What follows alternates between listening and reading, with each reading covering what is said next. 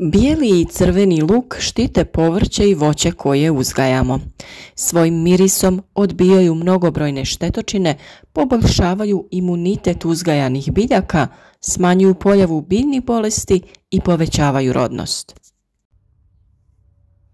Vremenski uslovi nisu još povoljni za sadnju i sjetvu na otvorenom za neke biljne vrste, pa je idealno vrijeme za planiranje sjetve i rasporeda biljaka u vrtu.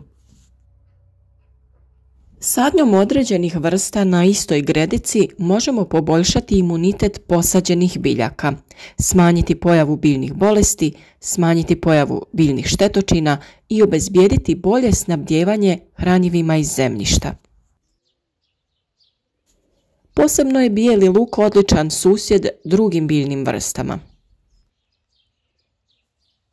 Zapratite naš kanal i svakodnevno saznajte neke nove informacije o uzgoju različitih biljaka na prirodan način i o njihovoj zaštiti, te uživajte u plodovima koje ćete brati u izobilju. Obe vrste luka, crveni i bijeli luk, su najčešće vrste povrća koje uzgajamo u baštama, a mogu mnogo učiniti u zaštiti ostalog povrća kojeg uzgajamo. Luk ne zauzima mnogo prostora, a može se uzgajati i u djelimičnoj sjeni. Treba znati da bijeli luk ima izraženije djelovanje u odnosu na crveni luk.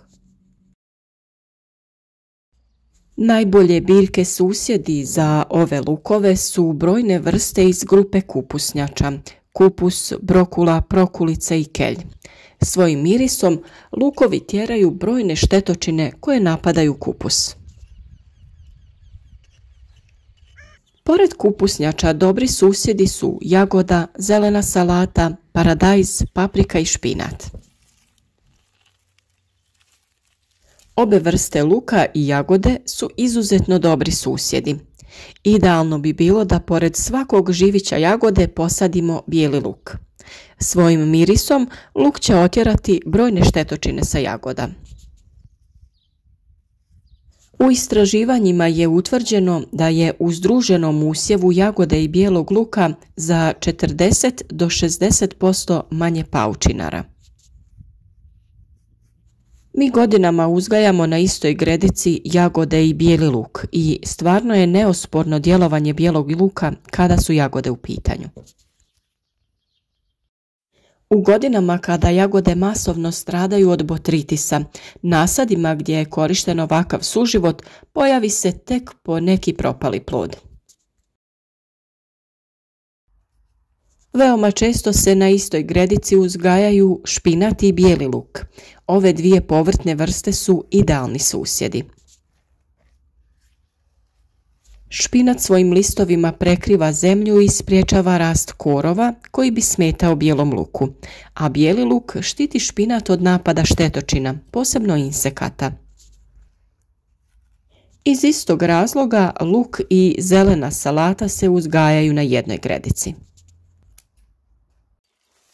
O toj temi i o drugoj temi idealnih susjeda uz luk imate posebne video savjete na našem kanalu.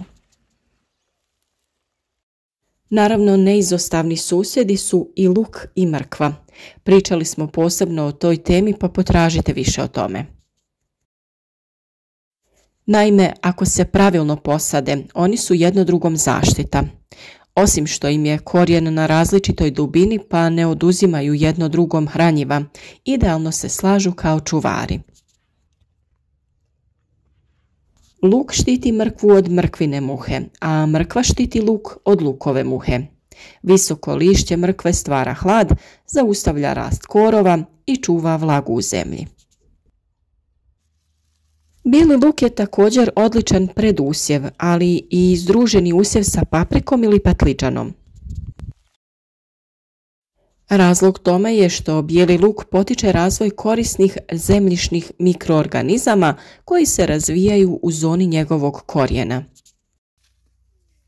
Zbog te osobine paprike ili patliđan uzgajani u združenom usjevu sa bijelim lukom manje napadaju bolesti i štetočine, a bolje koriste hranjiva i daju veće prinose.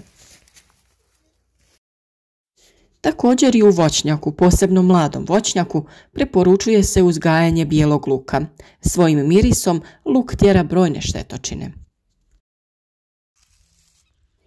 Pored dobrih, postoje i biljke loši susjedi crvenom i bijelom luku. Naime, i pored toga što su crveni i bijeli luk dobri susjedi većini biljnih vrsta, blizina nekih biljaka ima negativan utjecaj na sam luk. Takav slučaj je sa mahunarkama i kaduljom. Također, loš susjed bilo kojeg luka je druga vrsta iz porodice lukova. Bolesti i štetočine luka se veoma brzo šire od jedne do druge biljke.